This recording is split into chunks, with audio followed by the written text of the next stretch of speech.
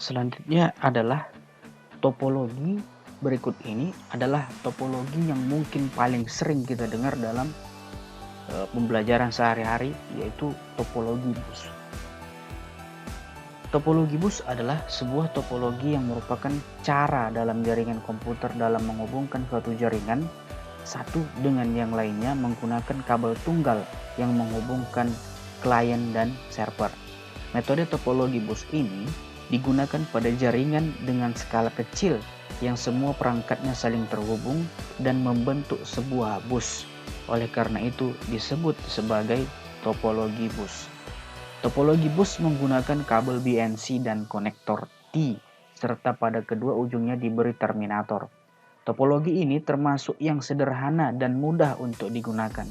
Tapi hingga saat ini, topologi bus sudah ditinggalkan dan tidak digunakan lagi karena lalu lintas datanya yang padat sehingga sangat mudah rusak dan jaringan langsung tidak berfungsi jika hanya terdapat satu node saja yang rusak.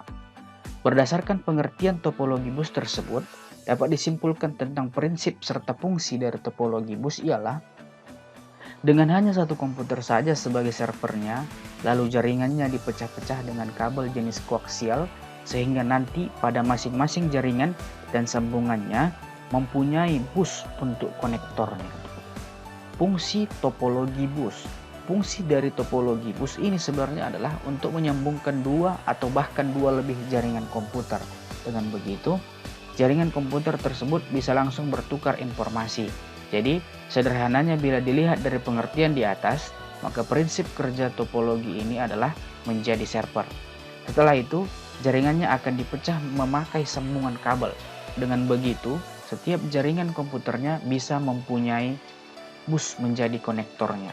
Pemanfaatan topologi bus ini bisa digunakan untuk mempermudah sambungan klien dan server yang ada dalam satu jaringan, sehingga jaringannya menjadi lebih mudah saat ingin berbagi informasi data. Selain itu, jika ada satu server yang mendapat tugas untuk memberi servis ke klien yang jumlahnya sedikit, maka topologi bus ini bisa dimanfaatkan.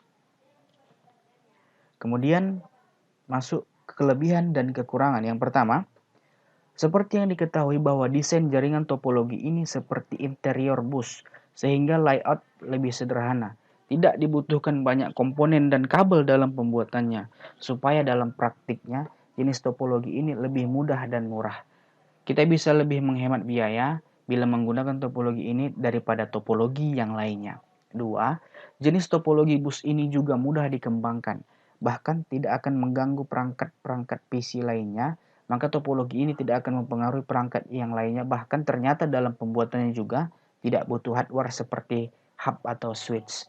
Kemudian, dalam pemakaiannya, topologi bus ini lebih hemat kabel karena media transmisinya hanya menggunakan kabel tunggal saja yang terpusat, sehingga tidak butuh banyak kabel dan lebih sederhana pemasangannya. Kemudian masuk ke bagian kekurangan topologi bus. Salah satu kekurangan dari topologi bus ini terlihat saat ada gangguan di salah satu perangkat komputer. Ketika itu terjadi, biasanya bila menggunakan topologi ini membuat user kesulitan untuk mendeteksi letak kesalahannya. Di samping itu, jaringan topologi ini juga dianggap lebih sulit, sehingga membutuhkan penanganan khusus dari ahlinya. Semakin banyak komputer yang saling terhubung, hal ini bisa membuat jalur lalu lintas untuk proses transfer data semakin padat. Dengan begitu, kinerja topologi bus ini menjadi buruk karena laju transfer datanya dianggap terlalu tinggi. Selain itu, ketika pada jalur utamanya sedang bermasalah atau error, ini akan membuat semua perangkat lainnya bisa lumpuh dan rusak seketika.